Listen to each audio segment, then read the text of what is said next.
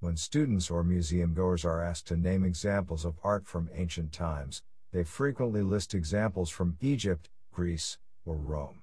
Depending on their country of origin, they might also include works from China and India.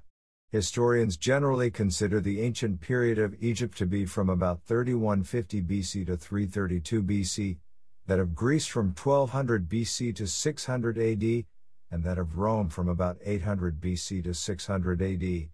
Historians consider the ancient period of China to run from the founding of the Xia dynasty in the early 21st century BC to the early 7th century AD with the establishment of the Tang dynasty. The Indus River civilization and the Harappan civilization, which encompass southeastern Pakistan and northwestern India, were both well established by 2700 BC. Each of these civilizations left behind beautiful examples of their art. The Egyptians left the pyramids and other fantastic memorials to their dead. The Greeks and Romans left countless temples and statues throughout the Mediterranean world. The Chinese left manuscripts, terracotta statues, and much more.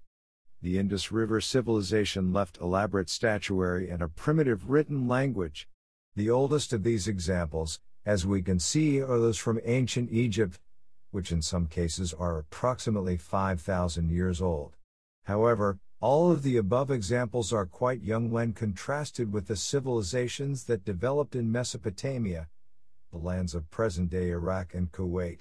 The first recognizable Mesopotamian civilization, the Sumer, began approximately 6,000 years ago in 4000 BC. Other Mesopotamian cultures include the Akkadians, the Old and New Babylonian cultures, and the Hittites. The word Mesopotamia means the land between two rivers in Greek. In this case, the rivers are the Tigris and the Euphrates that run roughly parallel to each other from their sources in the mountains of eastern Turkey and then southeast to the Persian Gulf. The Euphrates, the southernmost of the two, also runs through the northwestern part of Syria. Both are large, navigable rivers along most of their length and, especially in ancient times, the silt left in the area from flooding left the soil rich in the nutrients needed to sustain agriculture.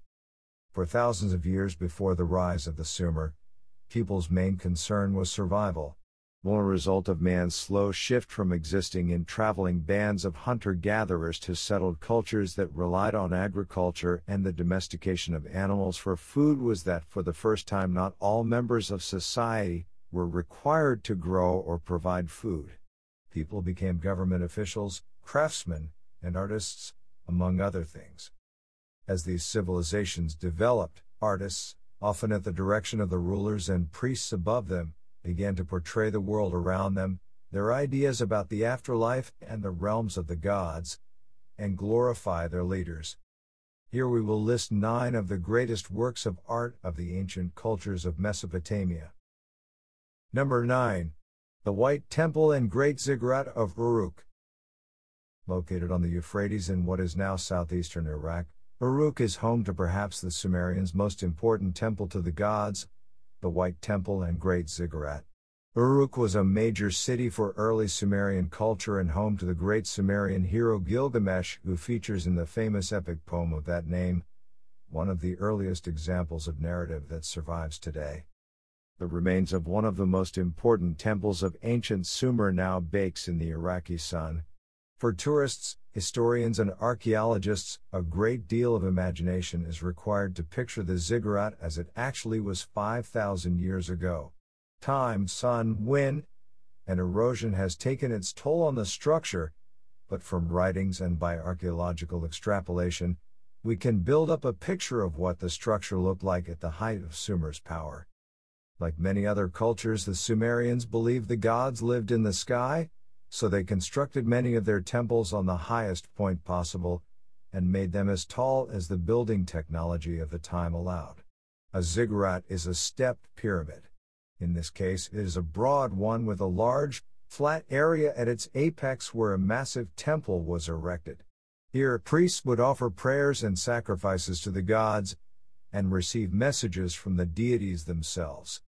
The White Temple was 40 feet high, 12 meters, built of brick. Usable stone was rare in the region, and comprised an area of 56 by 72 square feet, 17 by 22 square meters. Historians estimate that it took 1,500 laborers 5 years to construct the temple. Inside the temple, archaeologists have found the burnt skeletal remains of a leopard and a lion, a number of stone tablets reflecting the accounting of the temple, and a burn pit where it is believed that burnt offerings were given to the gods. Additionally, they believe they have found evidence of a fountain or water system inside the temple, which indicates a level of technological understanding beyond that which we would normally associate with very ancient times. Number 8. Statues of Tel Asmar. In the 2009 movie The Fourth Kind, a psychologist works with people who have allegedly been abducted and their bodies inhabited by aliens and subjected to all sorts of terrors. Soon, she is visited by these aliens herself and begins to record their visits. She also hires a team of UFO experts to help her get to the bottom of the mystery. One of these experts is a historian who has traced alien abduction and visitation stories throughout history. It is his belief that beings from another planet have been visiting the Earth for thousands of years. To prove his theory, he points out various statues and friezes of the Sumerian and other Mesopotamian cultures, such as the Elamites of the powerful city of Eshnunna. Two of the figures he believes might be depictions of aliens are the votive statues of Tel Asmar from around 2700 BC. Their large eyes are similar to those that we associate with visiting aliens. Other plausible-sounding similarities are concocted to lead us to believe that perhaps aliens have been visiting and ruling over us for centuries.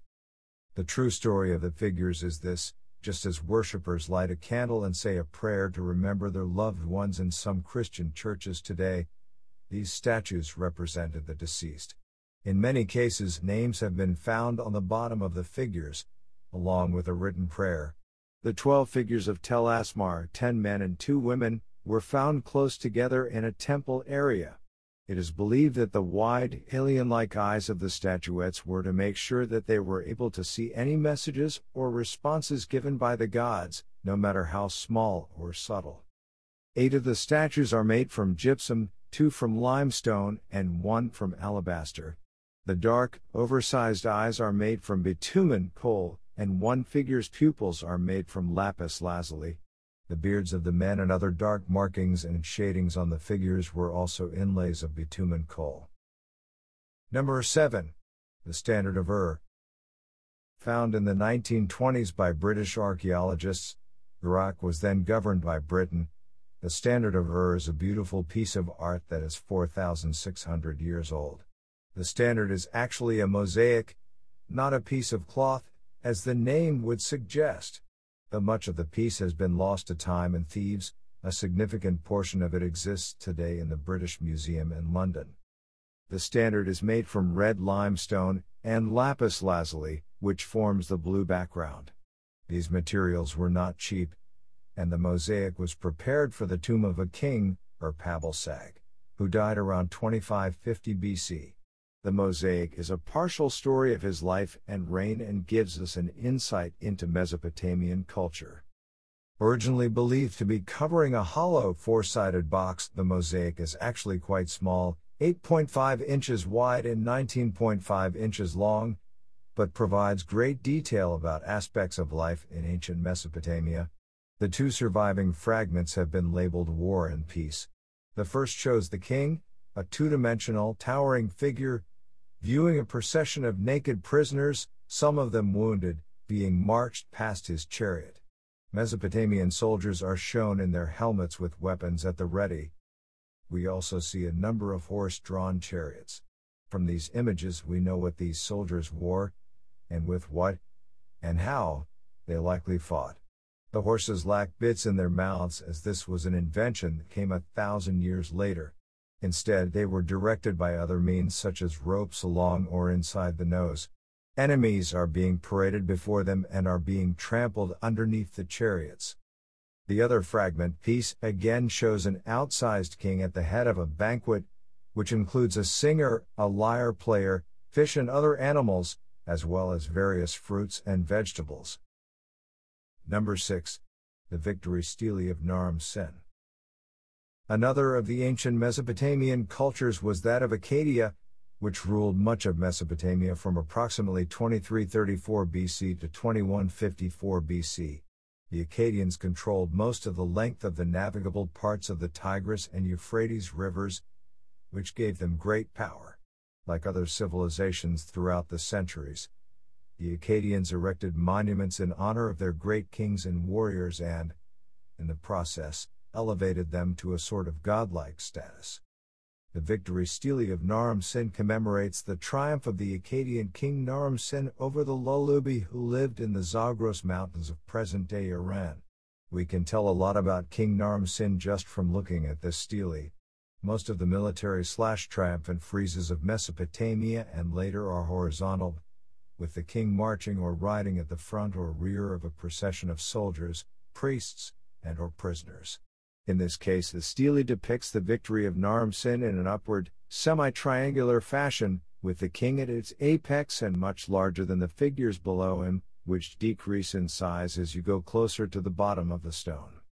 The Akkadians believed that only deceased kings became gods, but here Naram-Sin is wearing the helmet of a god and his face is depicted as that of a lion, something which other works tell us is reserved only for the gods. Like many conquerors that came after him, Naram-Sin must have had some ego. Number 5. Ashurbanipal and his queen in the garden. Ashurbanipal was king of the Assyrian Empire from 668 BC to 627 BC, a relatively recent king compared to those we have already mentioned. Actually, if you think just in terms of time, the reign of Ashurbanipal is closer on a timeline to us in today than to the people of Earth 3,200 years ago. In this frieze of the king and his wife, we see life in the royal court in a different setting. Here the king and queen are relaxing and enjoying themselves. This shows that the queen must have either been quite important or the king must have loved her a great deal or both. Queens did not appear in Assyrian art with much frequency, unlike the Egyptian art we are more familiar with. Speaking of Egypt, we can see weapons in the background of the frieze which indicate perhaps a recent campaign against the Egyptians. We see wine goblets, fruit, slaves, and a severed head in the background. We can also see incense burners and slaves fanning away the desert flies. Some historians have noted that in this work, the faces of the king and queen, who are rendered in an almost three-dimensional way, have been defaced, while the faces of the slaves and servants have not. This leads historians to believe that Ashurbanipal and his queen must have been hated figures. Number 4. The Bull Lire. One of the most beautiful pieces of art recovered from Mesopotamia is the Bull Lire. Found in the tomb of Queen Pwabi, circa to 2680 BC, the lyre was meant to help the queen fend off loneliness in and onto the journey to the afterlife. The lyre is 112 centimeters high, 73 centimeters long, and the body is 7 centimeters wide. The body is a sort of rectangular box standing on one of its lower sides, out of which the body of the lyre grows. The front of the lyre is adorned with the face of a blue bull, created by a lapis lazuli inlay, and down the front of the bull's chest are depictions from scenes at court. Whether the lyre was actually playable when created is unknown. Number 3. The Steely of Hammurabi. Hammurabi is one of the most famous of the ancient kings. He ruled Babylon from 1810 BC to 1750 BC and is responsible for one of the only, and first, surviving written codes of law. Supposedly given to him by the god Shamash, the Hammurabi Code details laws surrounding many aspects of life in ancient Babylon, and the laws were carved into a stone stele so that they could be seen by everyone. By carving his laws on this stele, Hammurabi was also making a statement that would be remembered well into the future. Hammurabi was declaring that the law should not be arbitrary and made on a whim. Although a work of government, the stele has since taken on an aspect of art, largely due to its use of cuneiform. Cuneiform, meaning wedge-shaped in Latin, was one of the earliest writing systems in history. It began around 6,000 years ago as a series of pictograms and developed into a wedge-shaped or triangular alphabet for exactitude and understanding. Over time, artifacts from Babylonia and Mesopotamia engraved with cuneiform have been considered works of art. From the late 19th century through today, neo-primitive artists will include cuneiform writing in their work to add atmosphere or meaning. Number 2. Lamasu. In Mesopotamian culture, the Lamasu were protective gods with the heads of royal humans, the bodies of bulls or lions, and the wings of birds. Much like the guardian lions, lion dogs, and dragons of China, the Lamasu guarded temples and palaces to ensure no harm would come to the king and priests and to make sure prayers were protected.